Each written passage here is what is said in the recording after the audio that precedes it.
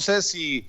sinceramente o porque no conviene señalarlo, así como desde el Pentágono se ha hablado fuerte de algo que ha refutado el propio presidente, obviamente, de que el 30-35% del territorio es ingobernable, y eso también le pega a las Fuerzas Armadas por el papel del narcotráfico. Así también el presidente en la mañanera ha tenido declaraciones fortísimas hacia Estados Unidos por los programas de tráfico de armas supervisado, porque le pega directamente a Joe Biden, porque fue vicepresidente en tiempos de Barack Obama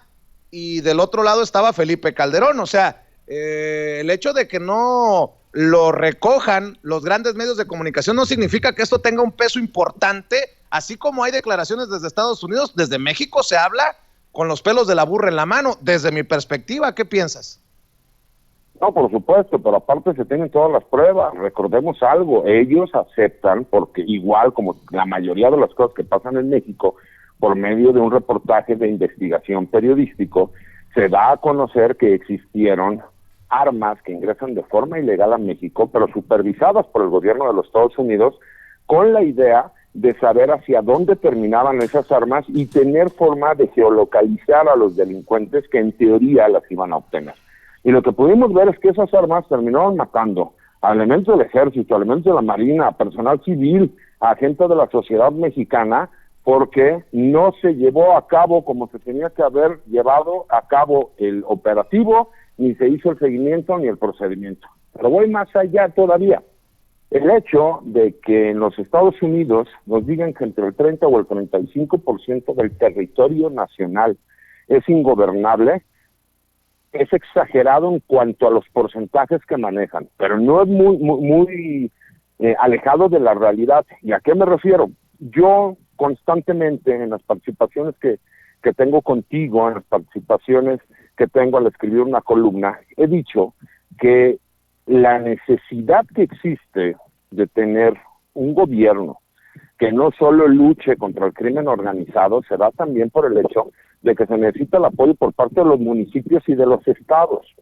Se ha pensado erróneamente que es una obligación única y exclusivamente de la federación el brindar la seguridad pública, cuando esos porcentajes, que para mi consideración son elevados, pero no tendría que existir ni el 1% de ingobernabilidad en un país democrático como México. Y lo que podemos ver de forma clara y sencilla es que hay diferentes regiones del país en donde quien terminan gobernando son los grupos criminales. Hay estados de la República en donde hay más de 14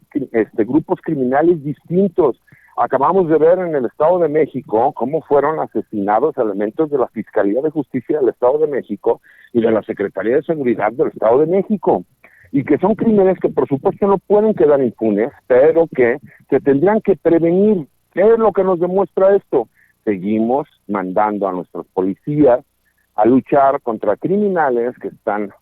bien preparados, pero que aparte están sumamente armados, y que esas armas nuevamente siguen ingresando el 90% de ellas por parte de los Estados Unidos, y son compradas de forma legal allá e ingresadas de forma ilegal a México. Mientras no se maneje en esta agenda binacional la responsabilidad de cada uno de los estados, así como los Estados Unidos le exige a México que separe el tráfico y el flujo de drogas hacia los Estados Unidos, en el mismo sentido tiene que ser la exigencia que el gobierno de los Estados Unidos pare la exportación ilegal de armas de fuego, porque al tener esa capacidad los delincuentes seguiremos viendo desafortunadamente el fallecimiento de elementos policíacos como lo que pasó en el Estado de México. Y eso es el problema de por qué la Guardia Nacional es una Guardia Nacional que realmente está conformada el 70% de ella por elementos de la Marina y del Ejército, por el tipo de capacitación y entrenamiento que tienen para hacerle frente a este alto grado de peligrosidad de los delincuentes. Y lo vemos en el día a día, y esa es la realidad, nos guste o no, esa es la realidad. Cada vez tenemos delincuentes muchísimo más poderosos, mucho más agresivos, con una forma de trabajo más como un terrorista,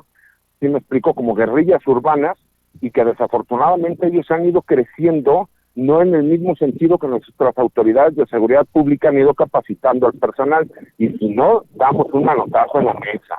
en esa misma necesidad de que pare el flujo de armas de los Estados Unidos hacia México, desafortunadamente seguiremos viendo situaciones como la que acaba de pasar en el Estado de México, donde fallecieron todos estos elementos policíacos. Oye, César, déjame